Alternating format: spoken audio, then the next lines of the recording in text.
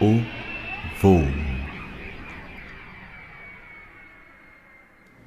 Outro dia.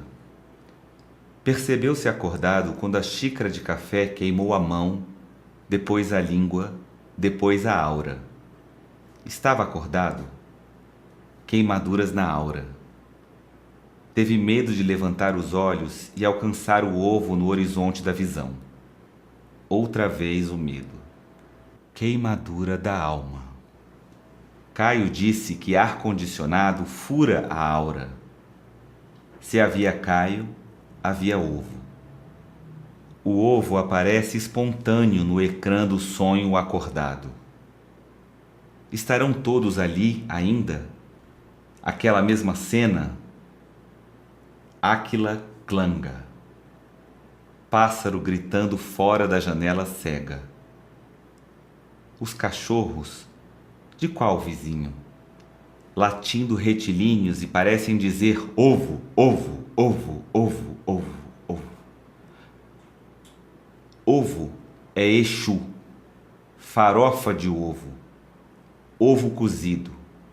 1, 2, 3, 7. O ovo é a comunicação com os mundos. Daqui, dali, dalém. Ovo esfarelado na escada de Jacó. Subir, descer. Subir, descer. O café, nem sempre quente, ali sobre a mesa, e os cigarros, acesos, fumaças fantasmas, apagados, corpos carbonizados. O morro em luta. Perigo de vida. Perigo para a morte. Tiros no escuro não encontram as paredes que nos cercam. Seus ovos, seus fantasmas, seus medos e mistérios. Enquanto escrevo isto, enquanto leem isto, nasceram tantos, morreram outros. Agora. Agora. Ovos e morte. Morte e ovos. Queda, ascensão, voo, fênix. Por onde voará Raul? Mosca gente defunta, entrando nas frestas do mundo para as mãos do Paulo. Paulo deu o sangue, não dele. Sangue, vísceras, carne, osso, mosca, tudo aquilo que faz o homem em si. O homem, vivo ou morto, tanto faz. Em cada situação, um aproveitamento. A energia nunca se esvai. Por isso é preciso os caveiras, guardando os resquícios dos corpos, nos campos santos, nas valas acidentais. O corpo cai. O daí por diante é ovo, novo, gênese. O ovo do Paulo é vermelho. Desenha o selo em vermelho no papel branco. O selo para chamar passarinho. O passaporte para seguir a viagem no pássaro dragão trem. Em qual estação parar? Inverno ou inferno? Fogos congelados. O pássaro não está nem lá nem cá. Está no entremeio, refugiado na poesia. O pássaro é poeta. Veja a seta indicando o sol. As estrelas, todas em letras. Letras lácteas do pássaro poeta, teta de musa. A música doce em voz de criança, a luz vermelha iluminando a parede contrária. O que queres? Copiar e colar. Vou juntar tudo num arquivo só, num manuscrito original que dê algum tipo de linha de raciocínio, uma linha de coerência, qualquer coisa do tipo. Nada funcionou dessa maneira. Primeiro escreveria um livro sobre um escritor que fizera um pacto com os infernos para que sua obra fosse lida e que, assim, e somente assim, ele pudesse desfrutar de uma boa vida às custas das letras que ele escreveria pelo mundo em troca de deixar que os infernos falassem por si. um mensageiro. No livro, que se chamaria O Pacto, o personagem principal escreveria um texto após ter feito um pacto com os infernos.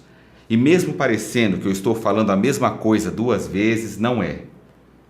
É que o escritor-personagem e o escritor que eu era na época eram a mesma pessoa, ou quase. Um mentia mais que o outro tinha mais coragem. Só não digo qual dos dois. Então o próprio livro seria o livro, entende? O tal livro do pacto, a fala etérea dos infernos nos meandros de letras ainda anônimas. No frigir dos ovos, demorou-se tanto na costura dos textos que seria o tal livro, romance, metalinguado, vida boa de escritor bem-sucedido que, acreditem, outra pessoa fez algo parecido. E não é que lhe caiu às mãos um livro que era o mesmo livro do qual a história falava? Como se o livro que compunha a história se materializara em suas mãos. E era como se fosse o mesmo livro. E era o mesmo livro. A mesma ideia, a mesma coisa. Desanimou-se. Depois veio a ideia do ponto. A palavra ponto, mais que o sinal gráfico, seria a liga dos textos soltos e desatremados. O livro se chamaria O Ponto. Não sei o que lá, ponto. Bem assim, ponto. Só que a palavra ponto viria em diferentes fontes, diferentes tamanhos e diferentes posições ponto no texto. Desanimou-se outra vez. Não porque apareceu em sua vida algo parecido. Não porque tinha achado que outra pessoa havia desenvolvido o que caberia a ele desenvolver. Mas sim porque se desanimava de tudo que demorava. A efervescência da ideia, da criação, o fulgor da quentura do leite da musa era o alimento que o fazia crer que tudo seria possível pelas suas letras. Dentro da cabeça já havia a coisa toda que precisava ser regurgitada, letra a letra para ser, para tal. Mas antes da coisa feita, havia certo trabalho braçal. O tilintar, esfregar, rabiscar, qualquer coisa que se faz com o corpo para produzir a letra, a forma. Nunca ia. Nunca ia ao finalmente, afinal. Talvez, se eu juntar os pequenos textos em contextos temáticos, eu consiga uma narrativa solta, mas flexível. E se só eu entender a narrativa? E se?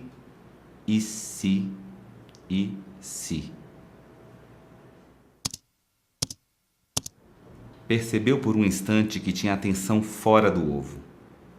Pensava em outras matérias, arquivos do computador, muitos textos, muitas letras.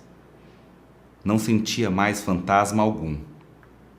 Não sabia que horas eram, de qual dia, e não tinha a fixação do ovo domando sua consciência e os reflexos todos. Existia para além do ovo, para além daqueles dias sem fim, que talvez fossem um único, o mesmo, o fim. Pensou em ligar para Zilá e conversar qualquer amenidade. Era assim que faziam para resolver grandes problemas emocionais ou existenciais. Ele, com certeza, o fazia e já tinha entendido o processo. Ela, talvez o fizesse, ele pensava agora. Ligavam um para o outro e conversavam amenidades, até que, gradativamente, o problema, ou o fator principal que deveria ser descascado enquanto abacaxi metafísico, aparecia fluídico em algum comentário em forma de xiste harmônico. Os problemas, quando confrontados com avidez e racionalidade, sangue nos olhos e pragmatismo, ficam rígidos, pouco fluidos. Zilá tinha um jeito interessante de ouvir todas as coisas atenta ao que estava sendo dito e sempre ter algo para falar a respeito, mesmo que em um assovio, um sorriso, um balançar de cabeça matreiro que só Zilá sabia fazer enquanto arrumava o cabelo. Caetano, de dentro do ovo, pergunta: que mistérios tem Clarice? Que mistérios tem Clarice? Não gosto de falar de ovos, porque morri de algo que me deu nos ovos. a gênese da metástase. O mesmo dia da morte, novamente.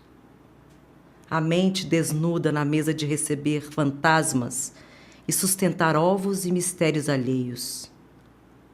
Os discos são outros sons. Quem canta? De onde cantam?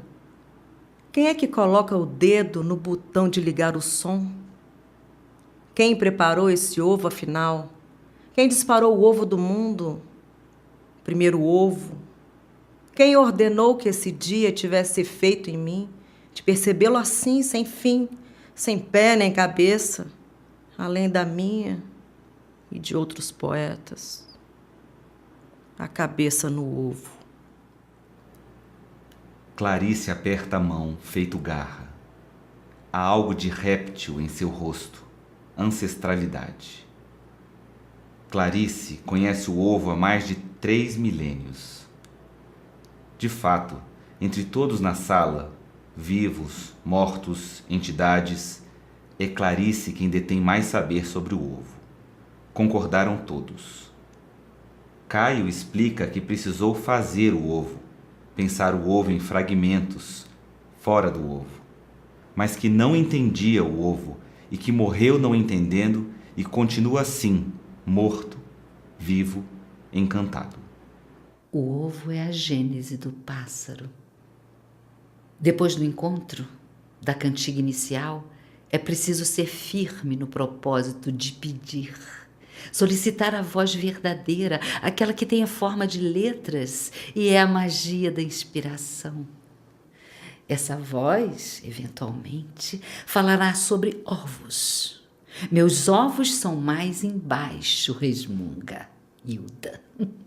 Não tive o descaramento de colocar o ovo em si, com objeto de descrição, análise ou criação. Entendi que minha compreensão sobre o ovo cabia só a mim, a oquidão impossível do ovo. E isso foi o começo do meu medo de enlouquecer. O que sei do ovo pode me colocar louca, e não posso nem quero enlouquecer. Preciso ter certeza da sanidade para olhar a fundo nos olhos da loucura e poder sentir-me segura e transitar nessas paragens com botas fortes. Cães vigilantes da minha racionalidade vão à frente. Quando entro na floresta da loucura, quando vejo o ovo nu, assim tão explícito, eu fico atônita. Não sei se eu sinto pudor, medo, vergonha ou uma satisfação estranha em perceber o pássaro e não me sentir só. Quantos agentes dos mistérios do ovo não foram mortos de causas naturais, acidentes banais, peripécias do destino pouco habituais? Muitos. Tantos outros ainda serão. Agora mesmo, enquanto lemos juntos este parágrafo, eu logo atrás de você, parado em pé. Você me vê? Eu não quero estar só, se for eu quem tiver de morrer, para que o ovo continue. Ainda não aprendi a voar. Querida amiga Zilar, escreva esta mensagem neste pequeno momento de lucidez que me encontro diante de uma situação bastante inusitada. Já não consigo distinguir a realidade de eventos exóticos que venho percebendo ao meu redor. Não percebo mais o tempo linearmente e nem mesmo sei se estou vivo em alguns momentos. Tenho a impressão de estar falando com espíritos de pessoas que não conheci vivas. Há ainda outra coisa que é o cerne dessa conjuntura toda, mas não posso te dizer, pois temo sair deste estado de lucidez e não conseguir sequer enviar a mensagem, porque me perderei, certamente, no que importa de fato, Zilar, o ovo. Em cima da mesa tem um ovo. Você conhece o ovo, Zilar? Que mistério eu encontro aqui? Qual degrau eu subo na escada de Jacó? Tente outra vez, tente outra vez, tente outra vez. Outra vez, Raul. São outros pássaros, não moscas. Voam também, mas em outro além. São de outros absurdos. O ovo do Paulo é vermelho e insecto. Éramos jovens e crédulos. Tínhamos fé. Eu não culpo ninguém. Quem é que tem culpa? Ninguém tem culpa. Mas tudo tem preço, consequência. Não há ato desligado de sua consequência, seja aqui, seja na ardência dos infernos ou no frio solene do céu. É uma corrente de elo de coisas do mundo, das quais seus atos são parte. O fluxo vem daí, do emaranhado sinérgico dessas correntes. Eles queriam sangue. Eu também não concordei com isso. Essa parte de derramar sangue, seja de mim ou de outro animal, seja qual sangue for. Paulo falava que muita coisa era sangue. Seiva de árvore era sangue, até esperma era sangue. Sangue branco, mácula de Maria, chaga de Cristo, sangue. Nossas paragens eram outras. Paulo não machucou o pássaro. Não que eu saiba. Depois de morrer, desaprendo algumas coisas. Ou esqueço, e lembro de outras, ou aprendo. Ninguém aqui sabe se Paulo machucou ou não o pássaro, ou o que ele fez com Raul. Nem mesmo Raul, que pode ter esquecido ou desaprendido os fatos de quando encarnado na matéria-corpo, quando não sabia voar. Clarice não volta mais? Só se vê Clarice por aqui quando estamos falando explicitamente do ovo. Hilda sentava à mesa, esquecida do cachorro. Só se via a parte de cima do corpo, do busto para cima.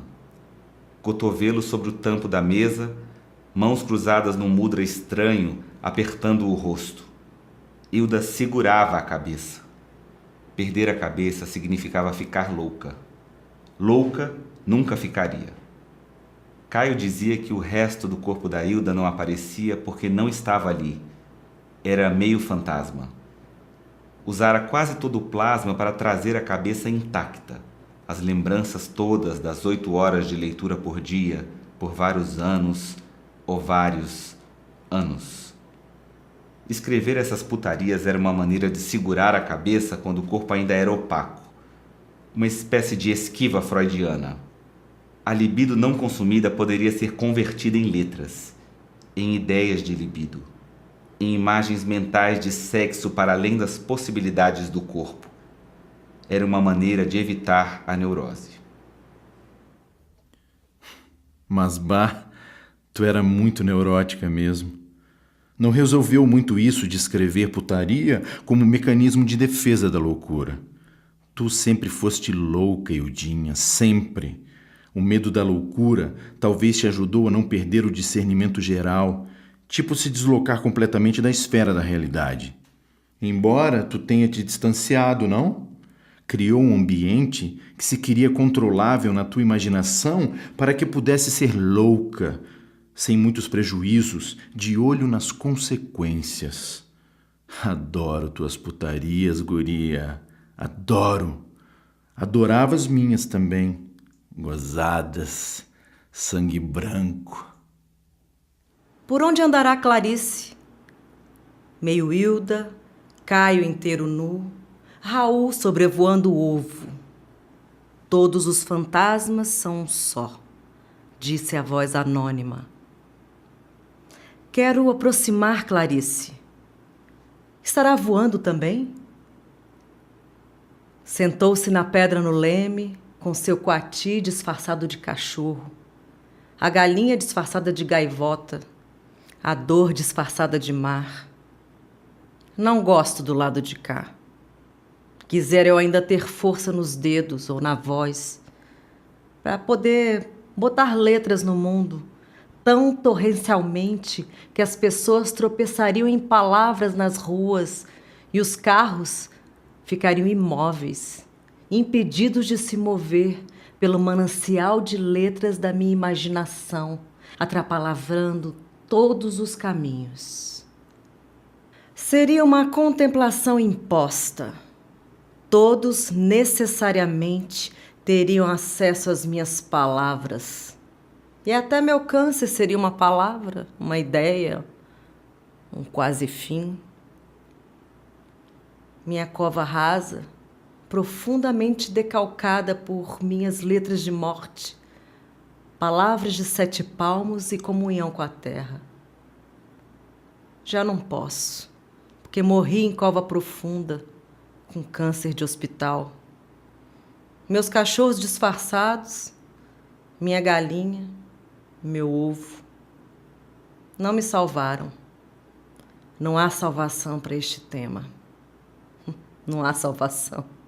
Do lado de cá, não esqueci ser Clarice. O fogo nos meus braços, a vontade do cigarro, a ânsia pelas letras. O que me conforta é evocar a galinha, onde quer que eu esteja, e ela figurar, sempre, metamórfica, perene, minha consciência auxiliar.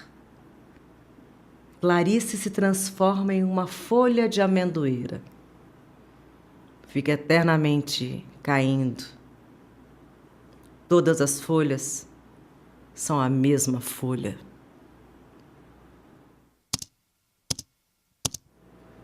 Fundo do poço. Melancolia. A tristeza, velha conhecida, o eterno retorno sem que tivesse havido saudade. A certeza. As febres e a tristeza tinham essa característica em comum: ativar um brio específico, um tipo de pé no chão metafísico, como se o concreto fosse mais concreto e as pedras mais duras. Viver é duro, como as pedras. Vida mais dura. Montanha-russa invertida no abismo de neurotransmissores. As sinapses condutoras da sensação de felicidade. A vida menos dura. A vida duravelmente boa. A vida ávida. Os remédios, os assédios do ego para a saída do poço. O lodo. O lobo uivando mudo para uma lua surda. E tudo é surdo. Ninguém te ouve, nem fantasmas. O poço agora é tua casa. A realidade enclausurada na fina percepção da melancolia escorrendo viscosa pelas mãos içadas ao céu imaginado para além do poço. É tarde. Quando fecho os olhos, só vejo o que há dentro. E estando no poço, dentro é absurdo. A dor, meço. Se eu dormi, não sei. Os olhos abertos por debaixo da pálpebra. Enxergo o escuro dentro de mim em matizes de cores quentes. Vermelhos do sangue dos vasos, amarelo do amargo do poço. Onde estou e aonde quero ir? Aonde poderei ir em concordância ou não com o meu querer? Eu quero tanto. A fruta, a puta, a bruta flor do querer. O que quero, às vezes faço. O que faço, nem sempre quero. Que eu seja feliz é quimera. É um elo impossível. Não é. Ser feliz é um ato de fé. Fé no instante. É o teu corpo em sensações que te diz que o estado de alegria, felicidade está presente. Mas nem sempre estamos presentes no instante. Não sei me sentir onde estou. Não sei o que fazer para além das minhas quedas, minhas decepções. Para além dos sonhos arquitetados apenas na imaginação, no mundo mental disforme e evanescente das imaginações de coisas. Eu imaginei o poço, a queda. Eu imaginei cada pétala do meu querer, minhas felicidades, minhas sensações de felicidade, minha esperança de fim. E no final das contas, se olho para trás, já fora do instante, percebo felicidades sépias, envelhecidas, cheias de um mofo nostálgico azul escuro. A cor, dei. A toalha da mesa em vermelho mais escuro. Lago úmido da saliva que escorrera em litros pela boca aberta no perdulário do sono. A tela do computador preta, como os buracos negros, dos quais se pode falar qualquer coisa por serem absurdos, grandiosos e, sobretudo, misteriosos. Quanto mistério! A baba escorrida é como a vida, vermelha, escura, densa, propagada, enquanto o corpo dorme, morre, com a cabeça pendurada sobre a mesa, bandeja gigante, São João. A corrente de sangue não chegava às pernas. Membros adormecidos, formigas etéreas nos vasos sanguíneos. Era meio, fantasma vivo de metade só. Os braços tinham marcas vermelhas de terem estado um sobre o outro, forjando-se travesseiros em sonhos de braços. Vermelho mais claro, vermelho de lembrança de vida vivida. Vergão. O canto da boca melado. A sensação débil de sentir a gosma de dentro escorrida insanamente no visível fora do corpo. A saliva obscena, gélida, obsoleta. Ectoplasma de fantasma. Fluido de buracos negros. Nada escapa à baba. Clara baba do ovo. Depois do rompante da casca. Dura vida não durável. Romper de dentro para fora para explorar a vida. Chegar à porta do mundo e dar bicadas na porta, estourando-a do universo íntimo para o fim no novo mundo. Romper de fora para dentro é ato divino.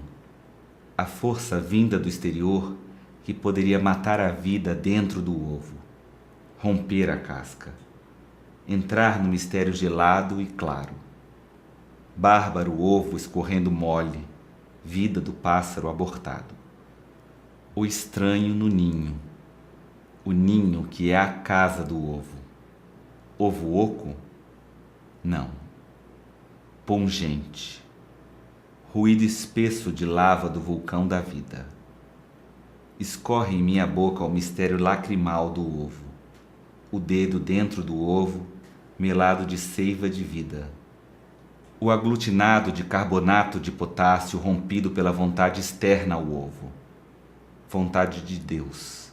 Nascer ou não. Escorrer ou não. Meter os dedos no que se mostra mistério viscoso. Vencer o medo das coisas de dentro dos ovos, as coisas não nascidas, as coisas do futuro. O ovo é o absurdo do tempo. A vida é engendrada no passado. O ovoide cascudo, presente ali, no centro da mesa. A vida é futura, no pássaro e nas gentes que comem o ovo para viver, para sobreviver amanhã. E amanhã de novo.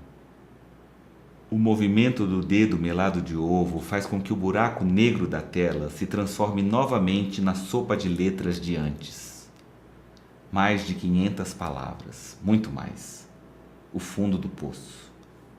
O lodo escorrido nos dedos manchados de pecado do ovo havia demarcado todo o teclado. Riscos de branco brilhantes de clara de ovo, formando um emaranhado de traços, ligando letras. A mente repetida nas letras escritas. O que eu pensei? O que pensava enquanto as letras dançavam nos meus dedos, sujas de ovo, como num ritual de iniciação? Pensava no parto do pacto, no início da queda. No desespero de ter perdido a noção do tempo, das coisas, dos sonhos, das esperanças. A queda da esperança de ser qualquer coisa além do que se mostrar ali nos dias sem fim diante do ovo. Mais de 500 palavras, muito mais, Ildinha, muito mais. Eu acredito. In dog we trust. Toda vez que deparo com pessoas iludidas pela arte e magia de unir letras em palavras sem pé nem cabeça, de materializar o mundo imaginário por meio de signos criados no mundo real, fico besta. Tudo o que eu digo é real. Tudo o que é imaginado existe, mesmo antes da letra, da doença letal, do aleijão dos pássaros, das penas caídas, uma a uma. Mal sabem que o infinito, o que é belo de verdade, não necessita de símbolos criados para filtrá-lo, As coisas do mundo, de verdade, são fascinantes e terminantemente fantásticas, estupidamente perfeitas, assimetricamente suficientes. Não se precisa de letra, a não ser para manter satisfeita a careta do poeta, a seta do poeta, mirando o próprio peito, araquiri, tsunami, sashimi, a onda enorme. Volte! Volte! Peixes também põem ovos, e os lagartos, as cobras, os dragões. Hilda levanta o dedo médio, em riste, aponta o buraco negro, o cu do mundo. Hilda em riste. Nada pode escapar do buraco negro que desenho, em parcelas, pelas letras pintadas de preto na insólita matéria de amianto, de vidro, de fibra ótica. Veja o preto das letras no papel branco.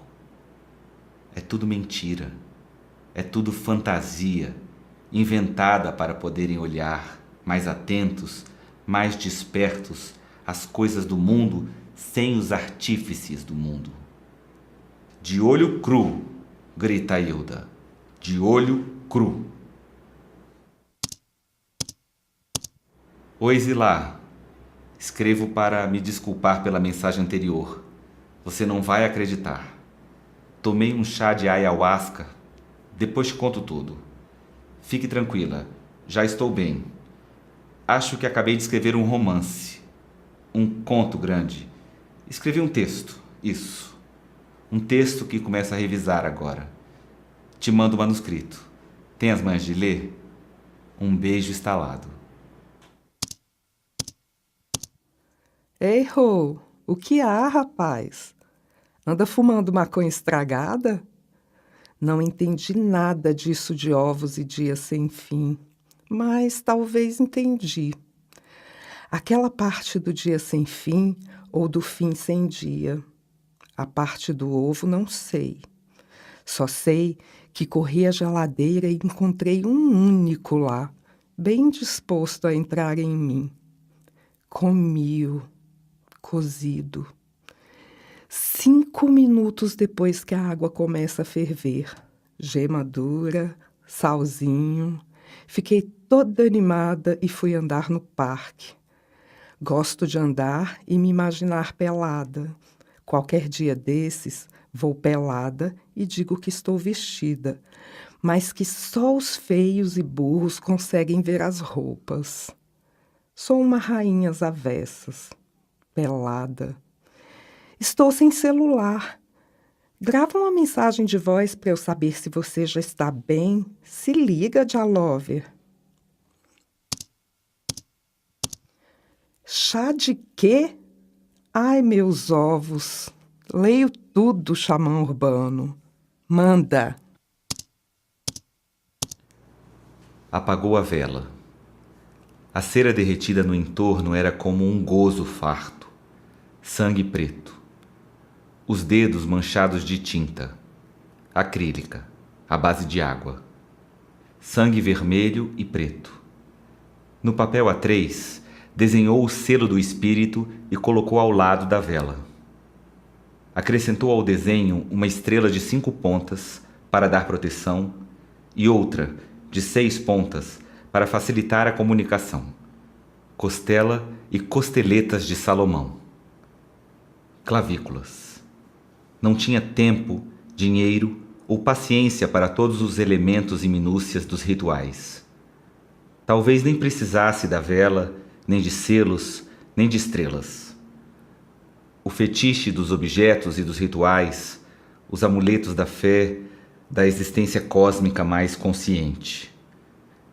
Fez como pôde, um arranjo contemporâneo sobre seus aprendizados das coisas do oculto.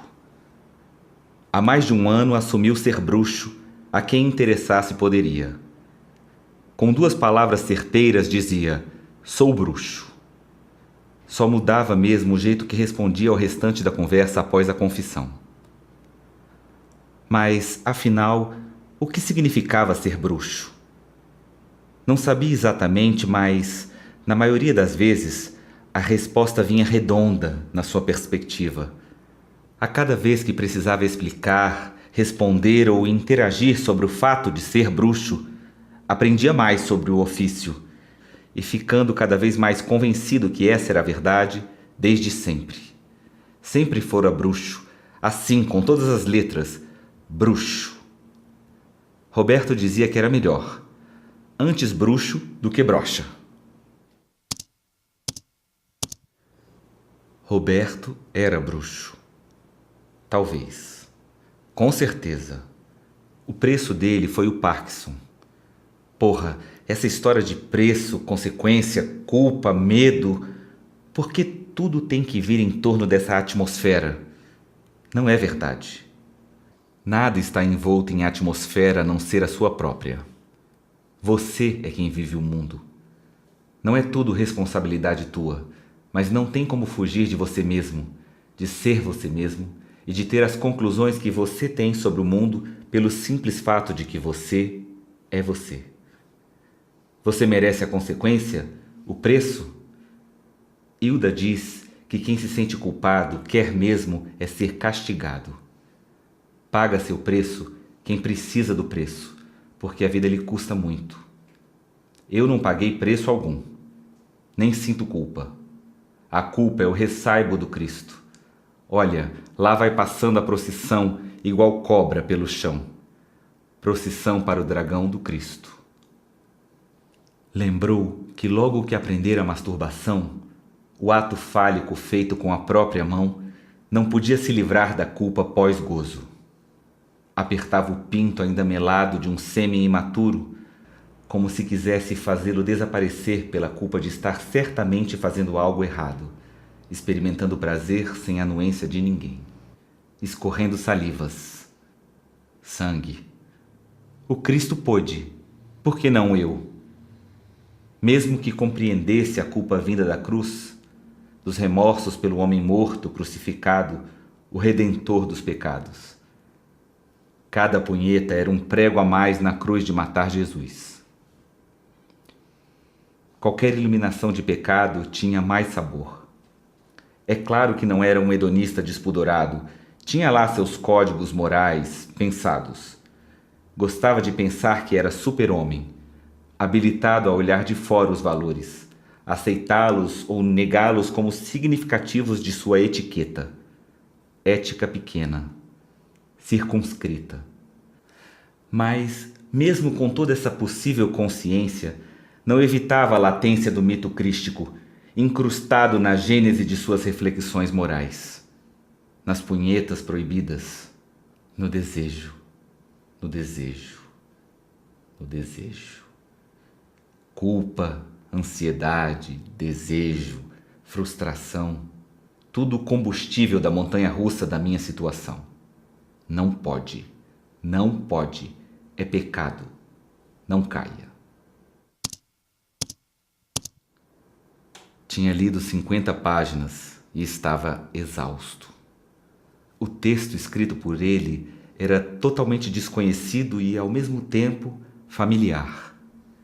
Enquanto lia, percebeu que podia ouvir uma outra voz, lendo junto.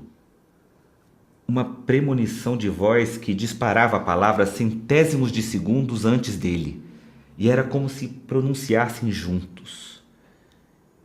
Entendia as coisas de uma maneira diferente. Lia e relia um trecho. O que entendia nem estava escrito. O som da junção das palavras, entre linhas. Cada coisa que ele entendia. Algumas frases eram diretamente para ele. Entendia conselhos sobre sua situação. 50 páginas. O que não haveria mais para frente, então? Já havia lido muita coisa. Era poeta. Desses poetas de ocasião. Escrevia por descontração. Gostava de frequentar saraus e declamar outros poetas, principalmente quando estava bêbado. Dava-lhe emoção. Não estava seguro sobre o quanto detinha de direitos nas letras em seu computador. Tudo havia sido uma espécie de transe, uma alucinação. Não se lembrava de quase nada. 50 páginas. Imagina o restante, coração. Não viu pássaro algum, ou canto de criança, ou qualquer coisa que estivesse descrita nas páginas que consultara para fazer a evocação. É porque você não faz as coisas direito, não usou os materiais recomendados, não desenhou o círculo de proteção, enfim. Fez tudo como achava que deveria fazer. Ansiedade. Mas o poema com a vela preta tinha sido sensacional. Não ele pronto, produto, mas o ato de compô-lo. Cada letra digitada, o ritmo, o frenesi com que as frases iam se organizando livremente, sem medo, pausa ou racionalização. Se isso fosse o pássaro, se isso fosse a canção, talvez desse um caldo, talvez animasse o dragão. Quando ainda era criança, havia rompido com o Cristo dos pais. Não sabia ainda que toda a culpa era causada pelo Cristo. Entretanto, já sentia o amálgama dos desejos proibidos, o peso nas costas que traz a cruz que todo cristão tem. Nas costas, o peso do pecado. Não pode, não pode. Tinha que escapar da cruz.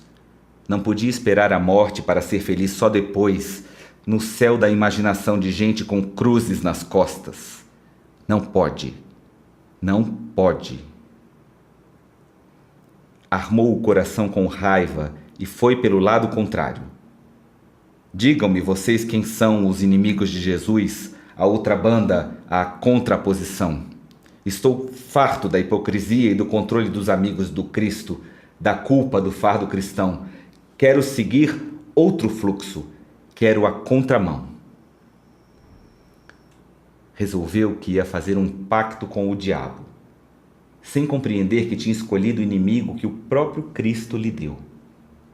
Samael, Lúcifer, Satanás, Capiroto, Belzebu, tantos quanto houvesse que pudesse ceder orelhas a ele, humano triste e infeliz em ser humano, sedento das humanidades plenas, do existir consciente sem o dedo duro do não.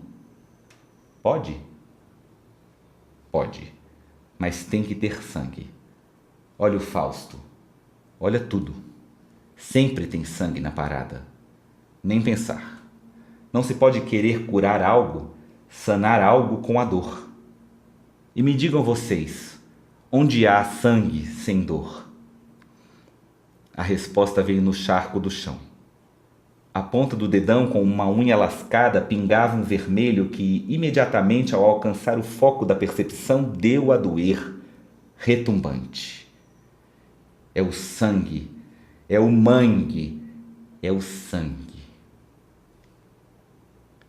Posicionou o dedão avariado sobre uma concha espiralada que havia encontrado no mar de Ipanema na última semana de chuva.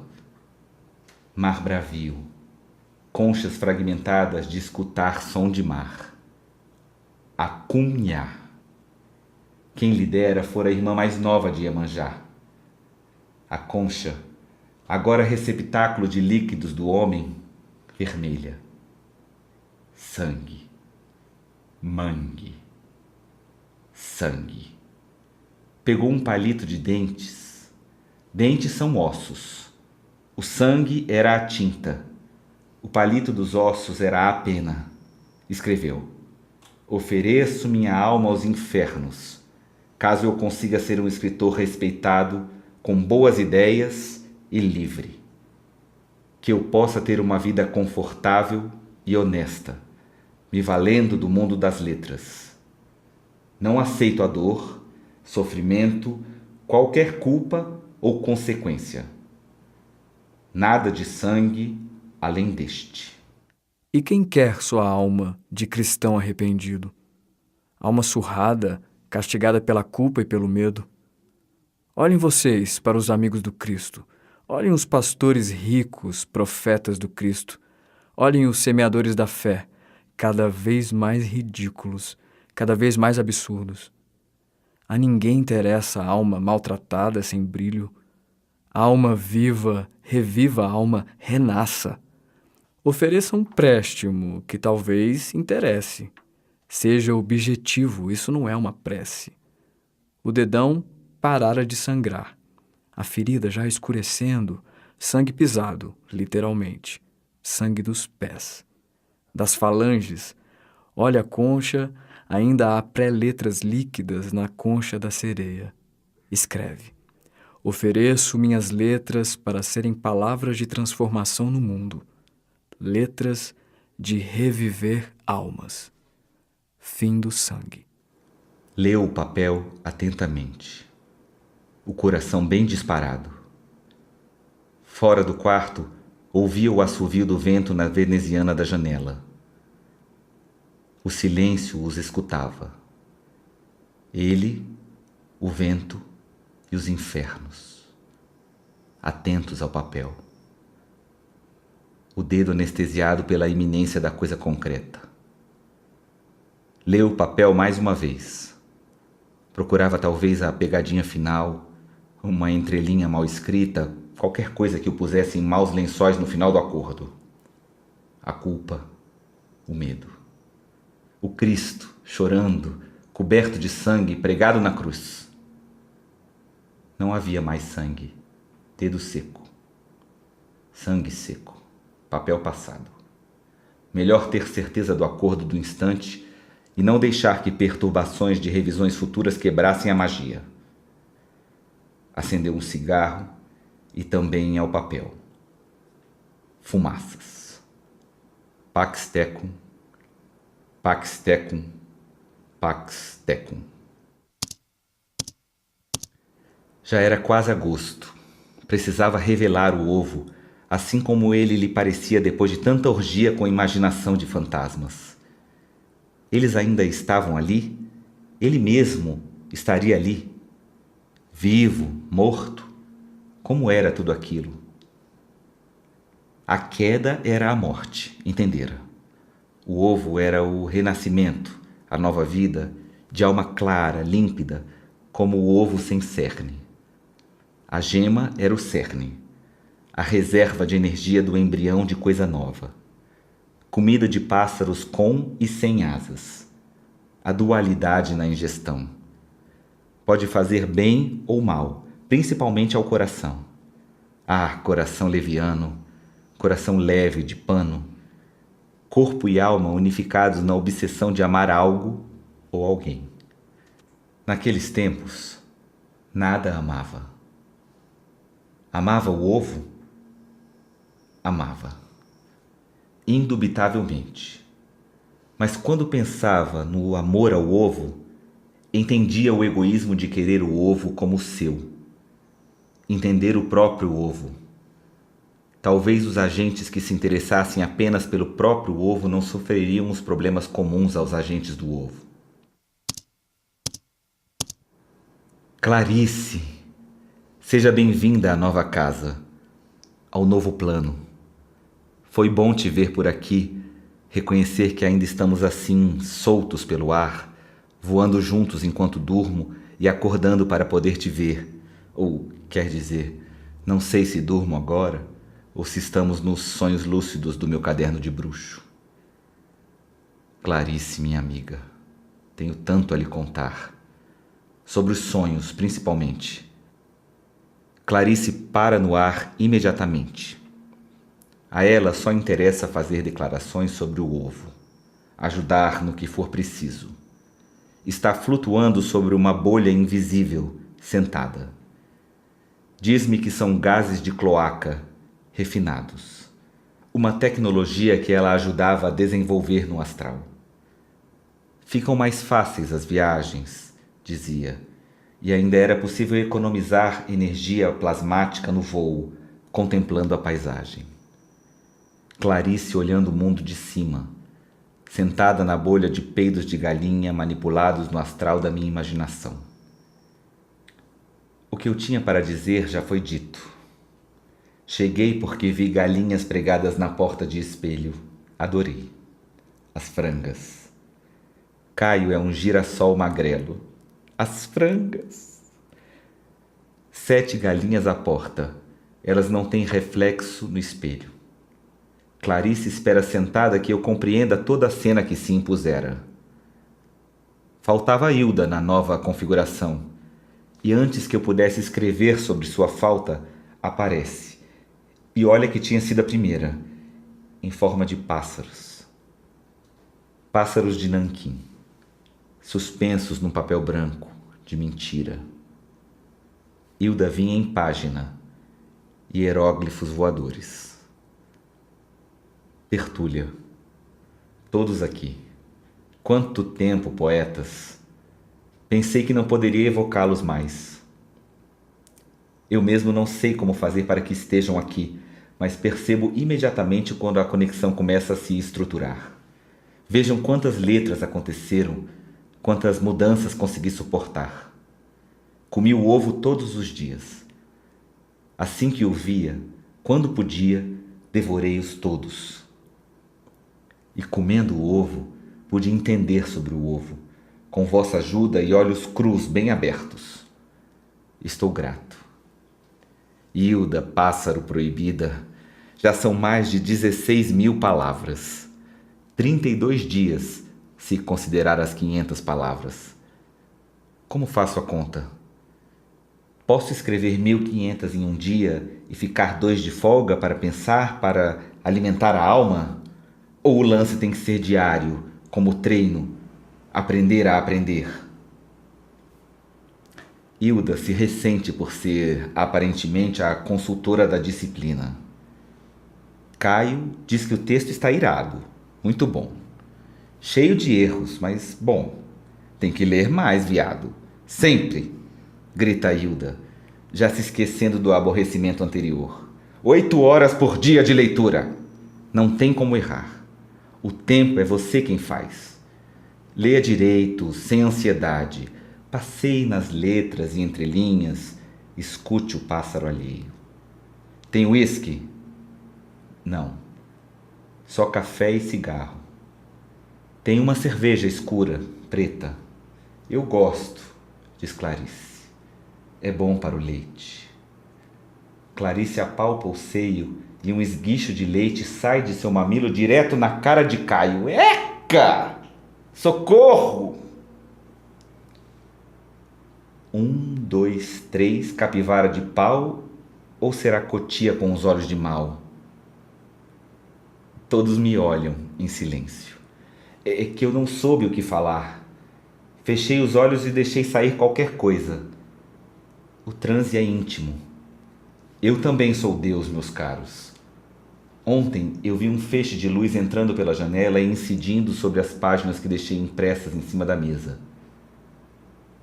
Era um arco-íris. Acho que estamos indo bem. O arco-íris é um mistério também. Acho que sou eu quem mais te ajuda a explorar a escada. Era Clarice. Então resolvemos combinar. Clarice seria minha assessora para assuntos místicos, ocultos, a exploração da escada e a descoberta dos mistérios. Hilda seria minha consultora para assuntos mais sérios e os menos sóbrios, minha cúmplice de loucura e conselheira da minha disciplina com as letras. Caio seria o sorriso de dentes falhados, sempre se divertindo e a nós. Caio me ensinaria sobre o sexo, como ser um amante de prazeres no mundo da carne, sem correr perigos.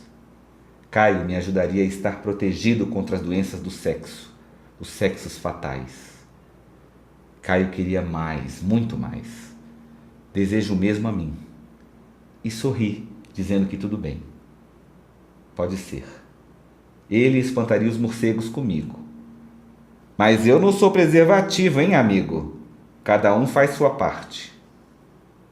Eu ganharia dinheiro para lhes dar presentes anualmente. Hilda disse isso. Gosto de ser lembrada. O gesto vale mais. A referência e reverência. Eu aceito. A bolha de gases estoura. O som é como um canto de baleia. Clarice segue caindo lentamente, com leveza de folha suicida. Estou dentro. Acenda um cigarro. Caio diz que o Rio está frio de janeiro. Está com um casaco de lã cinza, óculos, cara de sóbrio, dentes falhados expostos, feliz. Bora, seus loucos! Depois de ter queimado todo o papel do pacto, tentou reavivar com a memória as palavras que haviam sido grafadas. Não havia entrelinhas na memória. Acendeu a ponta de um baseado para colorir as entrelinhas, para esquecer, talvez. O que está feito, está feito. O sono veio rápido. Dormir. Nessa hora eu tenho que contar um sonho que é relevante para a narrativa, mas o referido sonho não ocorreu nessa noite imediatamente depois da queima do papel do pacto. Se assim eu dissesse, ia ser legal, mas não ia ser verdade. Só que a verdade é ainda mais desatremada. Ela vem costurando vários sonhos que havia tido no passado. Copacabana, Ipanema, Leblon, Lapa, Santa Teresa. O homem de barba e chapéu sentado no muro tocando violão. Era um sonho. O gigante correndo atrás dele na rua da casa da avó. Outro sonho. No do gigante, dependendo de como conseguia correr, às vezes o corpo ficava leve e começava a voar. Passou a gostar do sonho do gigante, até que o gigante morreu. Ficou grande o bastante para não ter medo de gigantes oníricos. Davi, meu Golias, se foi em um sonho. O sonho crítico em questão era o sonho com o tio, também na infância, no passado. O tio chegava à sala e colocava sobre a mesa uma pasta de trabalho, dessas pretas, de executivo, como mostram na televisão. Também estava vestido como os executivos da televisão. A cara do tio não. Aquela cara conhecida nunca havia visto em nenhuma tela, nem mesmo a mental. Era um tipo de sorriso louco por dentro dos olhos. Entendeu na hora que o tio era a representação das bandas do inferno que viera conferir as cláusulas do contrato para ver se estava tudo nos conformes da forma. Teve medo. Tens medo. Tens medo. O que o tio falara, afinal? Não posso inventar. Mal me lembro da vida velha, que dirá sonhos da vida velha, de atrás. Já estou morto, esqueceu? Morri em abril, no frio. Desaprendo coisas estando morto, invento outras, mas não minto. Tudo o que eu digo é verdade. O tio disse que tudo bem, tudo certo, mas nada fatal. Eu haveria de discordar, pagando as devidas multas por rescisão e tudo mais. O tio era o advogado. Nada aconteceu. Nada acontecia. A vida passava, nem feliz, nem triste. Muitas vezes triste, é verdade. Outras vezes feliz. O outro sonho, aquele que queria contar a Clarice, foi numa viagem astral à cidade que sempre ia, uma cidade à beira-mar, no sul do país. Uma pedra grande na beira da praia, no meio da areia. Todas as vezes que me despertava nessa cidade, tentava perguntar aos outros voadores o nome da cidade onde estavam, qualquer pista. Não é que não lhe respondessem, respondiam. Ele que nunca se lembrava, na vida acordada, o nome da cidade. Sempre ia para lá. Já andou de ônibus, passeou na praça, frequentou um centro espírita no qual os médiuns ficavam voando, tipo flutuando, envoltos em lençóis coloridos. Foi bonito. Um dia, nessa mesma cidade, acabou dentro de uma escola, meio abandonada, meio utilizada, uma escola sombria, subterrânea, cheia de sulcos e túneis. Perto do banheiro, tentou voar, e um bando de pessoas que estava por lá, meninos de colégio desses impúberes, fizeram uma cobra gigante aparecer no chão. Será que a cobra voava? Chegou ao ponto de tentar me pegar no corredor da escola, perto do banheiro. Eles não queriam que eu voasse. Não, mais um não. Esses que chegam por aqui e se acham Deus. Não era nem esse o sonho que eu contaria a Clarice, mas era a mesma cidade sem nome. Com nome esquecido. Dorme comigo a lembrança da cidade dos sonhos na qual eu já morri. Isso. Chegamos ao ponto. Eu morri lá também. Foi doído. Estava eu andando em corpo de espírito, nessa cidade de fantasmas vivos, uma rua de terra com casa simples. Uma casa em especial, verde. Tinta gasta, cerca de pau, banco de tronco de árvore na varanda, porta única, janela cega. Essa casa me convidava, por meio das comunicações que podem ocorrer em cidades de mortos e adormecidos. Eu devia entrar. Ei, você! Não entre nesta casa. Você não pode entrar aí. Quem manda nos sonhos dos sonhadores, senão eles próprios, deuses dos universos oníricos subjetivos? Eu entraria. Ele entraria na casa da rua de terra, na cidade sonhada, a velha cidade do sonho velho. Já estivemos aqui, amigo. Voltaremos. Éter no retorno. Por isso entraremos. Entrei. Mais rápido que eu, com a rapidez que se pode obter nos mundos imaginários impossíveis, o mesmo sujeito que me alertava sobre o impedimento estava já lá dentro, arma em punho. Bang! Será que há outra onomatopeia para tiros? Os tiros nos sonhos têm sons? Qual o som do sonho? Tiro de mentira, imaginado, visto no sonho, disparado por um fantasma anônimo, mata? Mata quem? Mata a pessoa por dentro, pouco a pouco? Mata a alma do sujeito? Leva embora o malfazejo? Mata um dos fantasmas? Um dos corpos? Fui eu que morri? Nem tive tempo de me arrepender da entrança na Casa Verde, nem de pedir desculpas ao sujeito atirador ou mesmo perguntar o porquê. Só morri. Doeu. Dor de sonho é igual à dor real? Essa que não passa com remédio? Remédios dos sonhos para dores reais. Dores sonhadas para os remédios atuais. Eu morri, posso falar. Mas ao morrer no sonho, eu fiz foi acordar. No aqui. Agora. Acordo para deixar de morrer nos sonhos. A morte é real, Clarice. A morte é real. Era sempre assim. Ficava doente quando chegava em outro lugar ou ficava doente ao retornar à cidade. Viciadinho no ar rarefeito, na umidade humilde, seca, na poeira eterna entrando nas ventas, o corpo acostumava. Todos viam, sabiam. Calangos. Cabeças para cima, cabeças para baixo. Brasília era a ilha para onde sempre gostava de voltar. Não tinha ficado doente lá onde estava.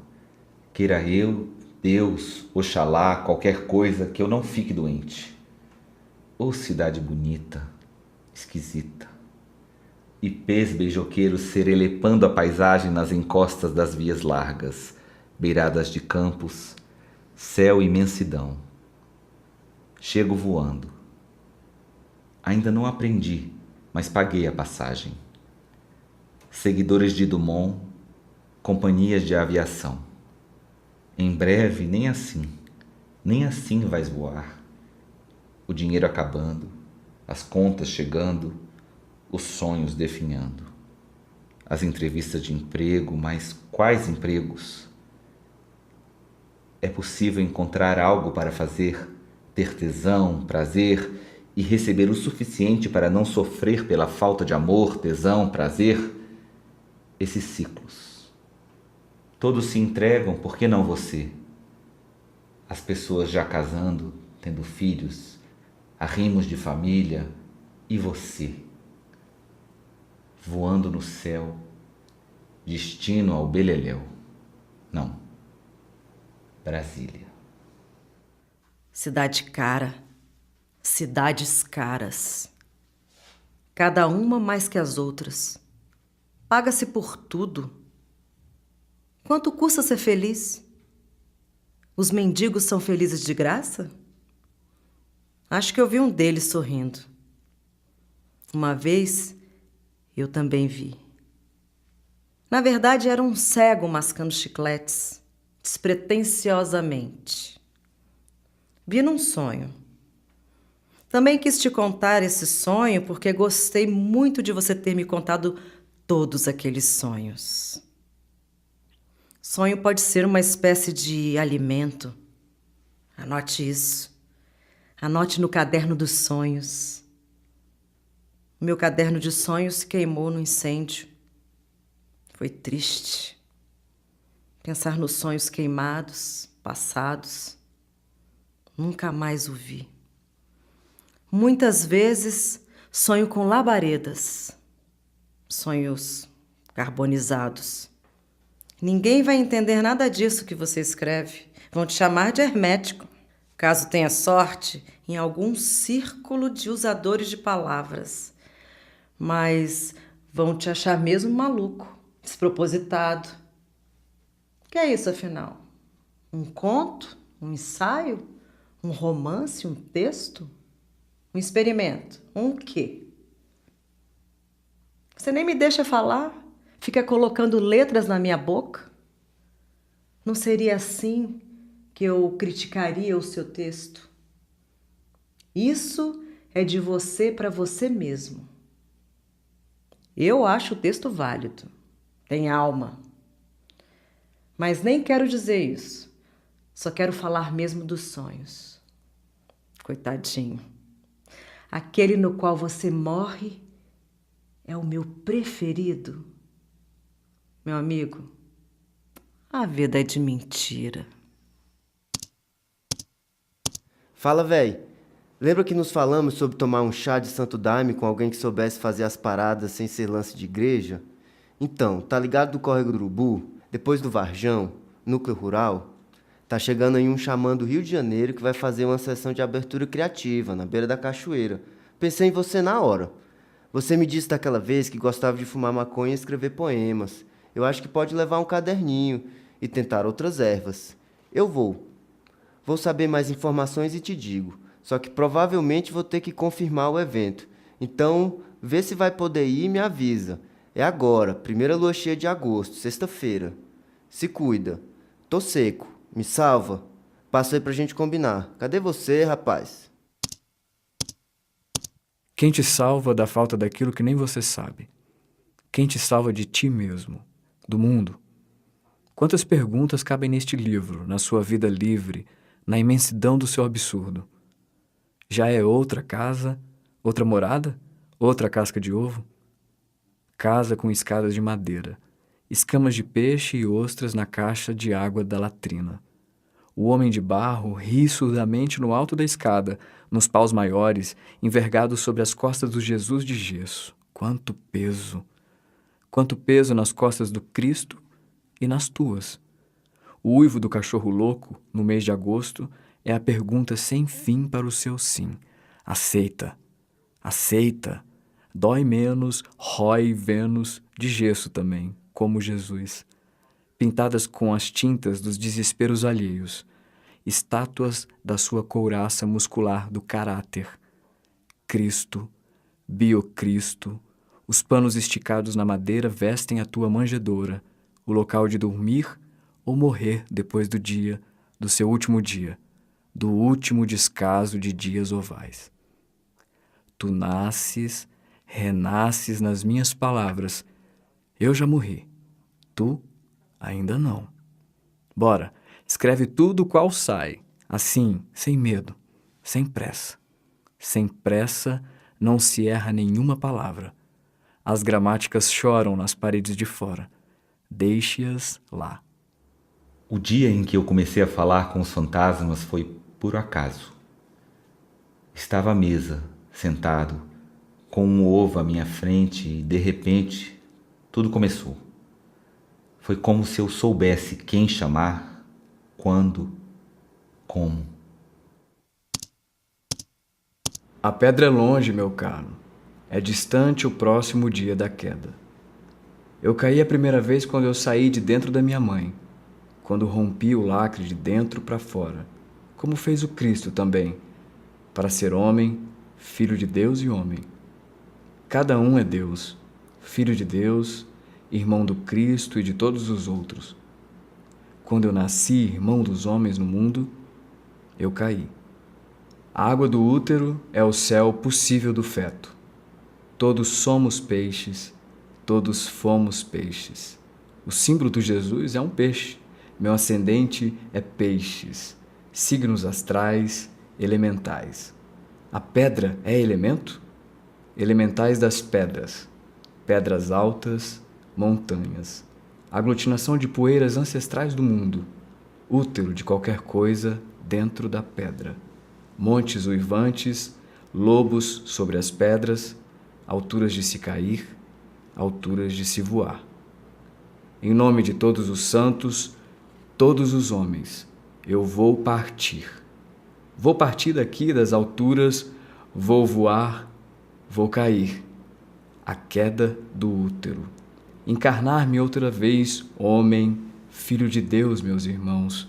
Meus irmãos, parto daqui de onde tudo é ciclo, retorno entre vós, fantasma renovado, para experimentar o pecado. Quando no útero, eu certamente voava, no mar de água, mundo findo, círculo de carne dentro da mãe irmã. Sou irmão de todo mundo, soro de fraternidade, sororidade fraterna. Cavalguei meu último cavalo sem asas, vou a Pégasus cavalgar pecados na carne. Carne, te quero tanto, poder pecar, querer, escrever, meus irmãos, minhas carnes irmãs, pecadores irmãos, queredores da carne, escritores dos pecados que ainda hão de vir ao mundo pelas nossas mãos divinas. Vou pecar sem culpa, vou pecar sem culpa. A culpa é minha, os pecados são nossos, irmãozinhos queridos, são nossos.